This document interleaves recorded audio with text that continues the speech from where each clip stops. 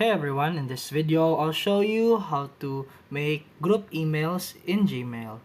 Let's get started. First, sign in to Gmail. On the top right, click the Google Apps icon. Then select Contacts. On the left hand menu, click Create Label. Type in the name for your group, for example IT class, and click Save. Now, go to your contact list and select the people you want in the group. At the top, click the label icon and then tag them with the new label you just created. All those contacts will now be part of your group. Then go back to Gmail and click Compose. In the To field, just type the group label name and all members of that group will appear automatically. Write your message, then click Send.